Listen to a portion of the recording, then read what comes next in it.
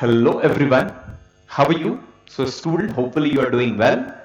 तो अभी तक हमने अल्कील हैलाइड चैप्टर खत्म किया और आज हम एक नया टॉपिक, नया चैप्टर स्टार्ट करने वाले हैं called as organometallic compounds. It's a very important chapter. तो यहां आप ग्रिग्नार्ड रिएजेंट के बारे पढ़ेंगे, है ना. तो सबसे पहली बात, ऑर्गेनोमेटालिक कंपाउंड कहते किसे हैं? ऑर्गेनोमेटालिक कंपाउंड कहते किसे हैं? तो नाम देख के ही समझ में आ रहा है कि यहां एक ऑर्गेनिक और एक मेटल के बीच में कुछ तो लेना देना है ना. Organometallic, organic plus metallic. तो those compounds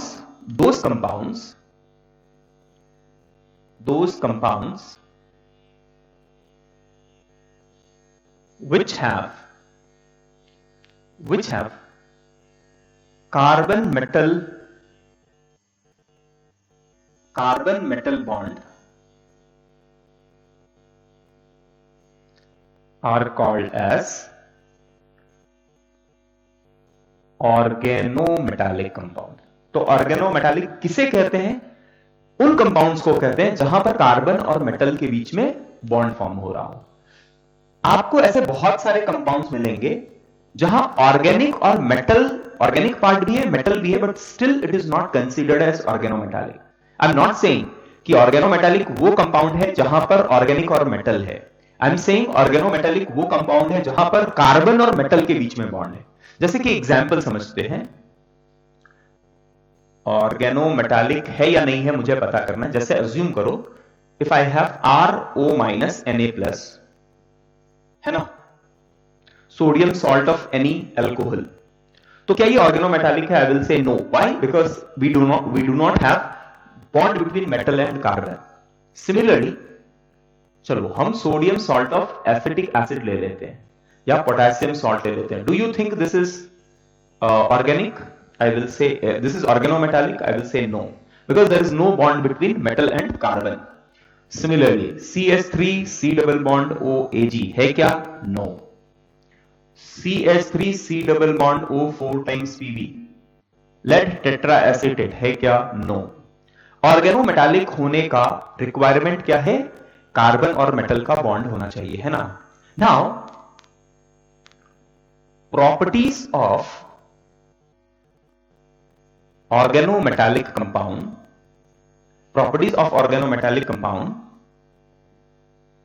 actually depends on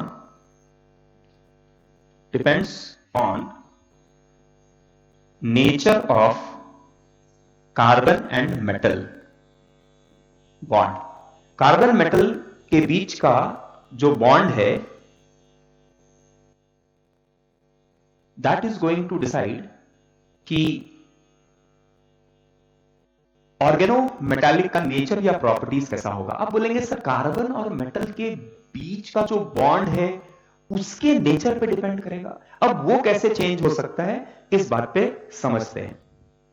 जैसे देखो, अभी मान लो मेरे पास एक कार्बेनियन है और एक मेरे पास M+ आयन है.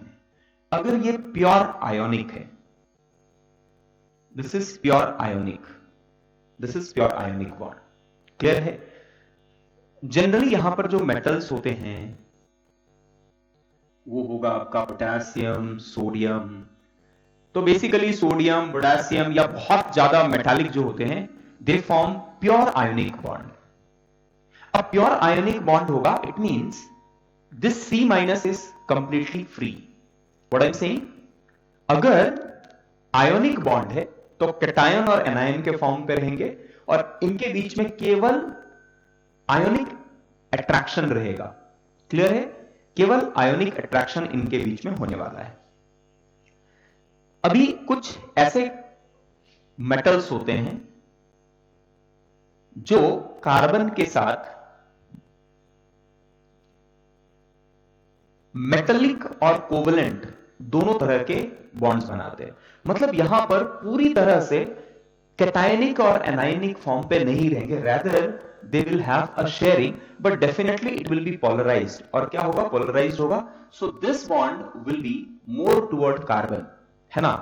तो इसको मैं ये कह सकता हूं ionic and covalent both character. both ionic and covalent character. तो a percentage of ionic and a percentage of covalent character will be there. अब ये जनरली कौन से मेटल्स ऐसा करते हैं? तो this metals are magnesium, lithium, these are the metals जो कि जनरली आयनिक और कोवेलेंट बॉन्ड दोनों ही दिखाते हैं.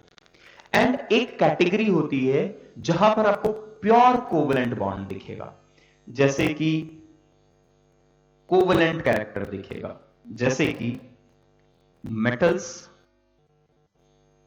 Hg, Spb, Sn, Tl, इस तरह के मेटल्स जो हैं वो प्योर कोवेलेंट बॉन्ड दिखाएंगे, है ना. तो हमने अभी तक क्या देखा, मैंने अभी क्या देखा कि मैं बोला कि जब ऑर्गेनोमेटालिक कंपाउंड की बात करते हैं तो ऑर्गेनोमेटालिक कंपाउंड के टाइम पे कार्बन और मेटल के बीच का जो बॉन्ड का टाइप है that is going to decide the property of organometallic compound. What does it mean? मैं कह रहा हूं अगर जनरली मेटल की टेंडेंसी होती है इलेक्ट्रॉन लूज करने की, है ना. तो अगर इसने इलेक्ट्रॉन लूज करके इसने बॉन्ड बनाया है और कार्बन में नेगेटिव चार्ज है, प्योर आयोनिक है, तो in that case this will be free and it will be a very very very very strong base और न्यूक्लियोफाइल, है ना. क्योंकि इसके पास खुल्ला नेगेटिव चार्ज है, और कार्बन अपने ऊपर नेगेटिव चार्ज को बेयर नहीं कर सकता है. तो जब कभी ऐसे मेटल्स आ जाएंगे, आपको पोटेशियम या सोडियम के साथ मेटालिक बॉन्ड रहेंगे, तो वो कैसा करेगा ना, डिस्ट्रक्शन करने वाला है. कार्बन पे नेगेटिव चार्ज आया कि it will not be able to tolerate और वो बहुत ज्यादा रिएक्टिव होगा. मतलब इस तरह के बॉन्ड्स को बना पाना बहुत मुश्किल है. बहुत ही लो टेम्परेचर पे -100 डिग्री सेल्सियस, -50 डिग्री सेल्सियस पे जाके शायद इस तरह का बॉन्ड थोड़े टाइम के लिए आपको दिखे. अब कुछ ऐसे मेटल्स होते हैं जो कि कोवेलेंट बॉन्ड बनाते हैं but it have an ionic character, जैसे मैग्नीशियम, लिथियम. तो ऐसे केस में it will be a strong nucleophile और बेस. स्ट्रॉन्ग न्यूक्लियोफाइल और बेस. तो कार्बन पे नेगेटिव चार्ज तो है बट यहां पर क्योंकि आयनिक कैरेक्टर थोड़ा कम है, आयनिक कैरेक्टर 100% नहीं है, तो जब तक कार्बन को कोई दूसरा ऐसा सोर्स ना मिल जाए जहां ये अपने इलेक्ट्रॉन को डंप कर सके, तब तक वो मेटल के साथ जुड़ा रहेगा. लेकिन जैसे ही इसे कोई इससे अच्छा इलेक्ट्रॉन एक्सेप्टर, मतलब ये तो एक्सेप्टर है ही नहीं. अब यहां पर कैसा है, कार्बन के पास एक नेगेटिव चार्ज आ गया जो कि काफी अनस्टेबल है, लेकिन अगर कोई दूसरा अवेलेबल नहीं है तो बोलेगा चलो यार इसके साथ कम से कम एक आयनिक बॉन्ड टाइप का कैरेक्टर मिलने के कारण स्टेबिलिटी तो मिल रही है ना. तो ये इसके साथ रहेगा. लेकिन जैसे ही कोई एक ऐसा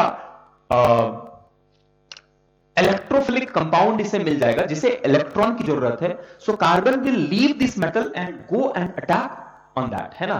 तो जहां इलेक्ट्रॉन डेफिशिएंट एंटिटी रहेगा वो इन मेटल को छोड़ के डायरेक्टली अटैक करते हैं. अब ये जहां पर कोवेलेंट बॉन्ड है pure, so they are weak, very weak, और कोवेलेंट होने के कारण this type of compound will not have that much reactivity, है ना. Very weak nucleophile. क्लियर? तो ग्रिग्नार्ड, मैं बोलूंगा ऑर्गेनोमेटालिक कंपाउंड वो कंपाउंड्स हैं जहां पर मेटल और कार्बन के बीच में बॉन्ड होता है. जितना ज्यादा आयोनिक कैरेक्टर रहेगा मेटल और कार्बन के बीच में, वो एंटिटी उतना ही स्ट्रॉन्ग बेस या न्यूक्लियोफाइल बन जाएगा. जैसे जैसे कोवेलेंट कैरेक्टर बढ़ता जाएगा और आयोनिक कैरेक्टर कम होती जाएगी, इसकी जो रिएक्टिविटी है वो कंट्रोल में आती जाएगी और उसकी स्टेबिलिटी बढ़ती जाएगी. यहां तक ये बात क्लियर हो गया? So this is the very basic thing that we have to understand. So please take it down, video pause करके इसको लिखिए. So done students? ओके. तो ये हमने देखा कि ऑर्गेनोमेटालिक क्या है और ऑर्गेनोमेटालिक का नेचर जो है वो किस पे डिपेंड करेगा. इट डिपेंड्स ऑन कि कितना ज्यादा आयोनिक कैरेक्टर है ना. अगर आयनिक कैरेक्टर जितना ज्यादा होगा, रिएक्टिविटी ऑर्गेनोमेटालिक की उतनी ज्यादा हो जाएगी। अब बेसिकली ये पाया गया है कि ऑर्गेनोमेटालिक कंपाउंड में जब मैग्नीशियम कार्बन के साथ बॉन्ड बनाता है तो it have around 35% ionic character. It have around 35% ionic character.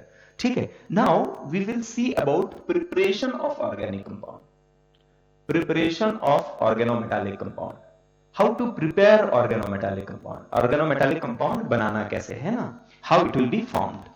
So सबसे पहला first thing is कि अगर आप देखो सबसे पहले कि पोटेशियम या सोडियम का ऑर्गेनोमेटालिक अगर होगा तो it is highly highly unstable, और आप उसको you can not store and you can not use it, है ना, क्योंकि कार्बन पे नेगेटिव चार्ज है तो काफी अनस्टेबल है। अब थोड़ा ना मैं आपको ध्यान से समझो। इससे पहले देखो मैंने आपको बताया था कि जनरली जब रिएक्शन होता है तो रिएक्शन होते समय रिएक्शन इंटरमीडिएट्स बनते हैं।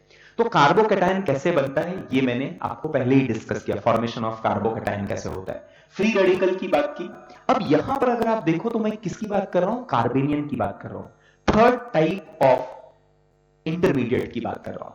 तो याद रखिए कि जनरली अगर आप sodium potassium lithium, sodium potassium लेंगे, लिथियम स्टिल थोड़ी उसकी रिएक्टिविटी फिर भी कंट्रोल होती है। सोडियम पोटेशियम का ऑर्गेनोमेटालिक कंपाउंड लेंगे, it is highly highly reactive, highly exothermic reaction होगा, आप उसे कंट्रोल नहीं कर सकेंगे, it's very difficult to control, है ना।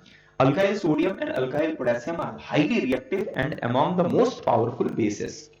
अब उसका अगर ऑर्गेनो मर्क्यूरी या ऑर्गेनोमेटालिक ऑर्गेनो लेड की बात करेंगे तो they are very less reactive and they are also poisonous. अब मैग्नीशियम लिथियम जिंक इनकी बात करेंगे तो they are very useful because उनकी रिएक्टिविटी को कंट्रोल किया जा सकता है ना। तो एक बात यहां पर जो मैं आपको ये इंपॉर्टेंट पॉइंट है कि बेसिकली RMgX, तो आप ये देखो कि मैग्नीशियम में जनरली एक प्लस होगा, यहां माइनस होगा, this will be pure ionic, है ना, ये आयोनिक होने वाला है और इसको मैं कोवेलेंट भी कह सकता हूं। इसका जो आयोनिक कैरेक्टर है वो कितना है स्टूडेंट, आयोनिक कैरेक्टर कितना है, आयोनिक कैरेक्टर इज 35%। ठीक है, अब जनरली प्रिपेयर कैसे करते हैं, तो पहला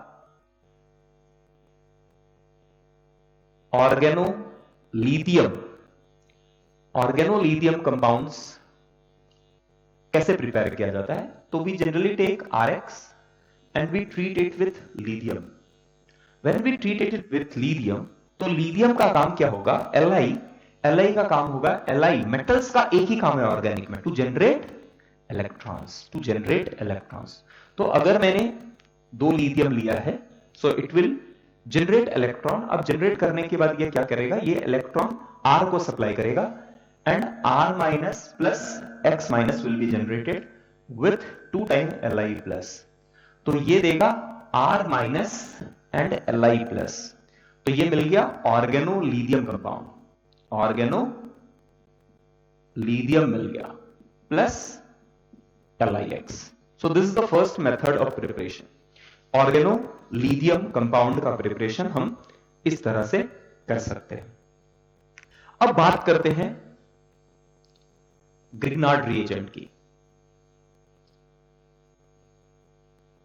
ग्रिग्नार्ड रिएजेंट, अब ये जो रिएजेंट है इट्स वेरी वेरी इंपॉर्टेंट और आप इसे बार बार देखेंगे। तो Grignard reagent is magnesium alkyl halide को ग्रिग्नार्ड रिएजेंट कहते हैं। तो ये प्रिपेयर कैसे होता है, आप RX को Mg के साथ जब ट्रीट करेंगे तो you will gate R Mg plus X minus. अभी आपको बताया कि ये प्योरली आयोनिक होगा और ये कोवेलेंट होगा विथ 35% आयोनिक कैरेक्टर। कुछ दिक्कत, तो इसी RMgX को हम लोग GR ग्रिग्नार्ड रिएजेंट के नाम से जानते हैं, ग्रिग्नार्ड रिएजेंट के नाम से जानते हैं। अब ये हो कैसे रहा होगा, मैग्नीशियम मेटल का एक ही काम है, इलेक्ट्रॉन डोनेट करना। अब ये मेटल ने जो इलेक्ट्रॉन डोनेट किया वो अल्कील हैलाइड के कार्बन जो हेलोजन से जुड़ा हुआ है उस कार्बन को मिल रहा होगा, और it must have generated R minus plus X minus. अब ये R माइनस जो है वो Mg2 प्लस जो फॉर्म हुआ है उसके साथ it can form a covalent bond. तो फाइनली क्या मिलेगा, R Mgx। अब ये याद रखना Mg is not in the form of Mg2 plus, क्योंकि प्योर आयनिक नहीं है ना। अब बेसिकली स्टूडेंट ये रिएक्शन करते समय what we do, we take dry ether as a solvent, we take dry ether as a solvent, है ना। ड्राई ईथर लेते हैं। Why we take dry ether, अब इस बात को समझाने का ट्राई करता हूं। देखो R Mg plus and X minus. अब मैग्नीशियम की टेंडेंसी क्या होती है, मैग्नीशियम की टेंडेंसी क्या होती है, अब मैग्नीशियम +1 स्टेट पे है ना। अब ईथर आने के बाद व्हाट हैपेंस, देखो ईथर के प्रेजेंस पे क्या हो जाता है, ईथर के प्रेजेंस पे दे गेट सॉल्वेटेड, और सॉल्वेशन होने के कारण इसे एक स्टेबिलिटी मिल जाती है ना। This ether supply electron to this system and make it stable, ठीक है। तो जस्ट इतना याद रखिए कि ईथर का काम क्या है, ईथर का काम है to form a complex where ether act as a solvent and the formation of this complex impart stability to Grignard reagent। Solvent की तरह काम कर रहा है। अब देखो आप पहले अल्कील हैलाइड जो है वो एक ऑर्गेनिक कंपाउंड है और मैग्नीशियम मेटल है, आप दोनों को मिक्स करेंगे तो वो डिसॉल्व नहीं होगा। तो डिसॉल्व करने के लिए we need a proper solvent जिसमें वो दोनों डिसॉल्व हो जाए, और डिसॉल्व होंगे तो dry ether will just act as an solvent और वहां ग्रिग्नार्ड रिएजेंट मिल जाएगा। अब ग्रिग्नार्ड रिएजेंट पे R पे एक माइनस चार्ज है लेकिन 35% कैरेक्टर है। जब तक इसे एक ऐसा एंटिटी ना मिल जाए जिससे वो इलेक्ट्रॉन सप्लाई करे तब तक वो मैग्नीशियम के साथ जुड़ा रहेगा। क्लियर है? ग्रिग्नार्ड रिएजेंट समझ में आ गया, व्हाट इज ग्रिग्नार्ड रिएजेंट। चलिए व्हाट यू डू, पॉज करके इसको नोट डाउन कीजिए। सो done students, so preparation Grignard reagent prepare कैसे करना है, Rx with Mg।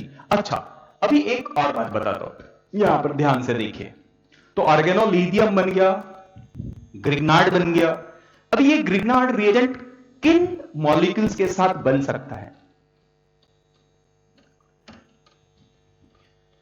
Now very important point that I would like to add over here, कि Grignard reagent जब form होता है तो बेसिकली आप अगर Rx लेंगे और मैग्नीशियम के साथ रिएक्ट कराएंगे तो ये तो RMgx देता ही है। अगर आपने PHX लिया है और मैग्नीशियम के साथ रिएक्ट कराएंगे तो भी PHMgx बन जाएगा, है ना। तो देखो ध्यान से समझो इस बात को, एरोमेटिक कंपाउंड में it have double bond character, तो क्या ये डबल बॉन्ड कैरेक्टर को भी मैग्नीशियम तोड़ देता है और pH माइनस Mgx बनाता है। सो आंसर इज यस, है ना। अगर मैंने साइक्लोहेक्सेन लिया, ये एरोमेटिक है, साइक्लो के साथ तो बनाएगा ही, कोई प्रॉब्लम नहीं है। Clear, CH2 double bond CH2 CH2X, और इसमें अगर मैंने Mg ऐड किया विथ ड्राई ईथर, हर जगह हमें ड्राई ईथर लेना पड़ता है ना, ईथर चाहिए, ईथर एज अ सॉल्वेंट चाहिए। तो ये बना देगा CH2 double bond CH CH2 MgX, ठीक है। तो कंपाउंड एरोमेटिक हो, एलिफेटिक हो, अनसैचुरेटेड हो, डबल बॉन्डेड हो, ट्रिपल बॉन्डेड हो, अभी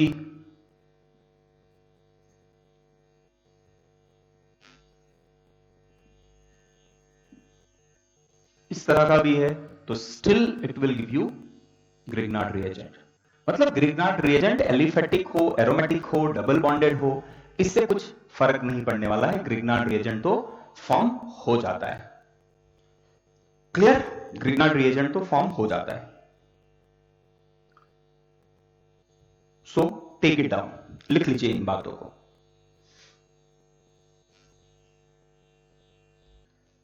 Okay, now so students we will see about properties of organ or reaction of organometallic compound. तो हम लोग सबसे पहले organometallic में we will discuss about Grignard reagent. Reaction of Grignard reagent. तो Grignard reagent के बारे में बात करते हैं, Grignard reagent के बारे में बात करते हैं। तो जैसे मैंने आपको बताया Grignard reagent is what, R M G X, है ना, आर एम जी एक्स। अब यहां का जो परसेंटेज है वो 35% आयोनिक कैरेक्टर है जनरली। तो बेसिकली दिस आर पे जो है, आर पे एक माइनस है, डेल माइनस है, और एम जी पे प्लस चार्ज है और एक्स माइनस है। So it is a strong base और न्यूक्लियोफाइल। कार्बन पे थोड़ा भी नेगेटिव चार्ज आ गया तो वो अपने ऊपर वो नेगेटिव चार्ज को टॉलरेट नहीं कर सकता है। तो जैसे ही उसे मौका मिलेगा, आर जो अल्कील पार्ट है that will come at as R minus and it will attack at the centre which is electron deficient, है ना। तो it can act as an acid, it can act as an base as well as nucleophile, है ना। तो सबसे पहला reaction, the first category of reaction that we have to see is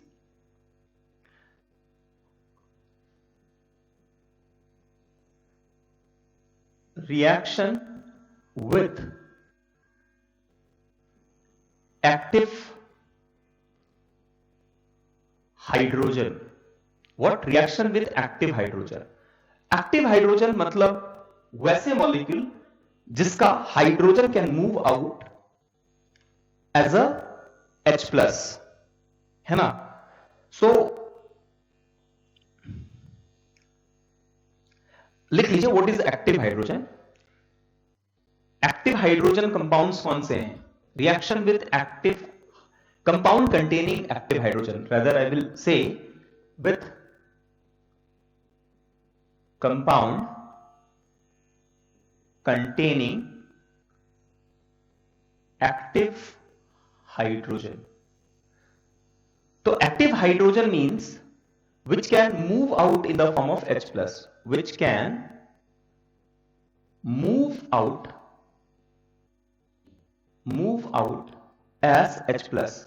जो hydrogen H plus के form पे निकल सकता है वैसे कंपाउंड को, जहां पर H plus के फॉर्म पे निकल सकता है, ऐसे कंपाउंड को हम लोग क्या कहते हैं? Compound containing active hydrogen. तो basically for this hydrogen must be connected to highly electronegative element, या तो हाइड्रोजन हाईली इलेक्ट्रोनेगेटिव एलिमेंट से जुड़ा हुआ हो, जैसे ऑक्सीजन से जुड़ा हुआ हो, जैसे नाइट्रोजन से जुड़ा हुआ हो, जैसे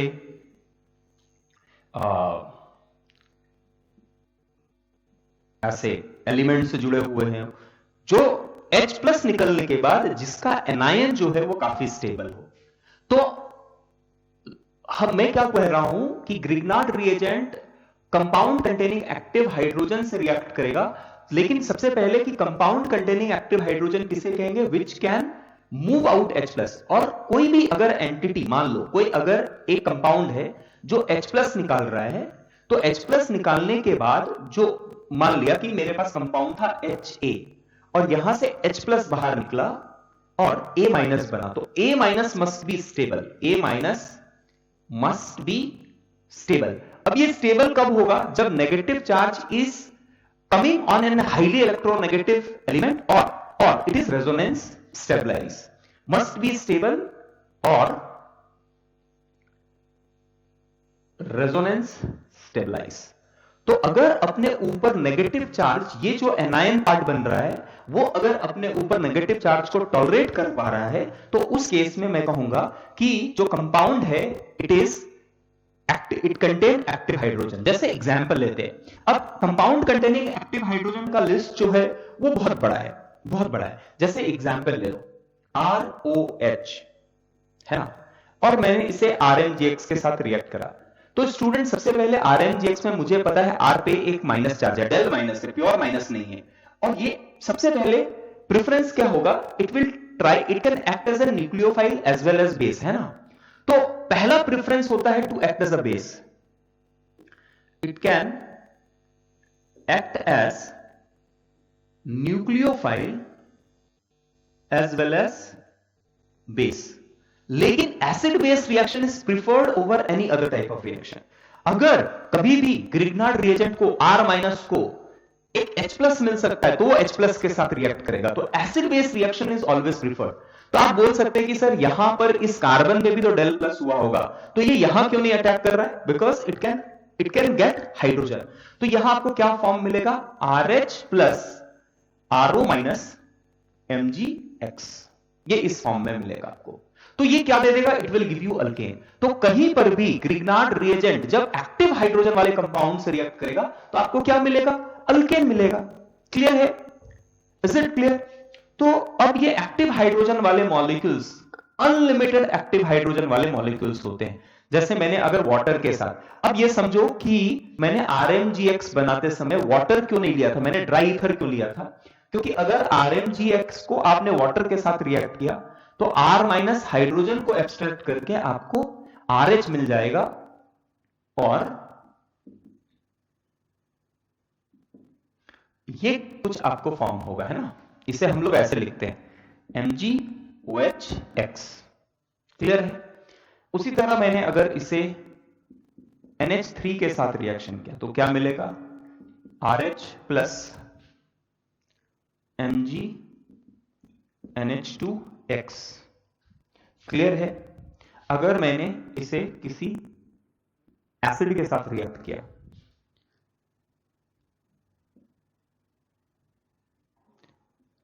ये H बाहर निकलेगा, RH plus R' C double bond O minus MgX।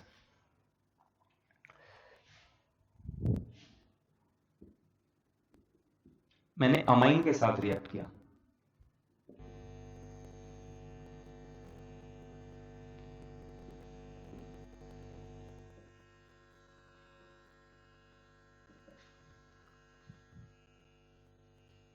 किसी एसिड के साथ रिएक्ट किया,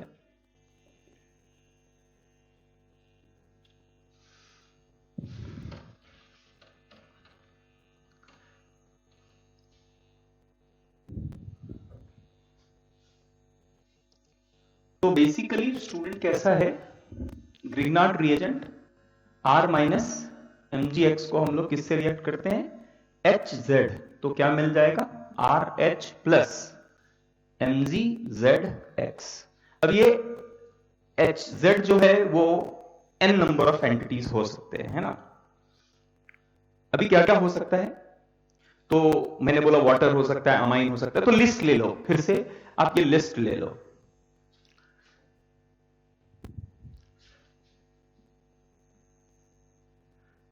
चलो एक एक करके ये लिस्ट मैंने लिया हुआ है, वाटर हो गया, अमाइन हो गया, अच्छा यहां alcohol, we can react it with alcohol, alcohol के साथ भी आपको RH मिलेगा प्लस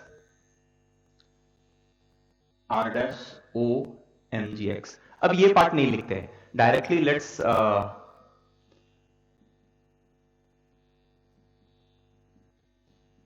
PHO माइनस MgX, ठीक है।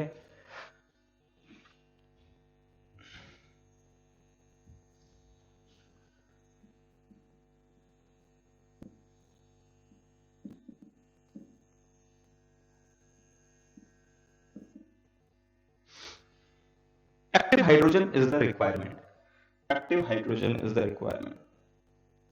अच्छा, इवन ये याद रखना, this is very important, alkyne से भी हाइड्रोजन निकाल लेता है, RH plus HC triple bond C minus MgX form करेगा, है ना।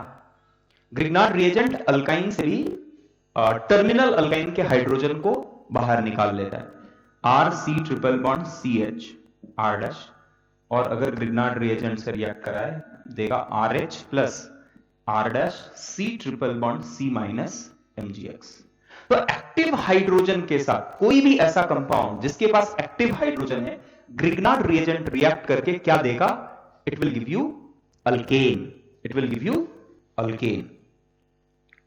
सो एक नोट यहां पर कि acid base reaction is preferred over any other type of reaction. Acid base reaction of R minus is preferred over any other type of reactions.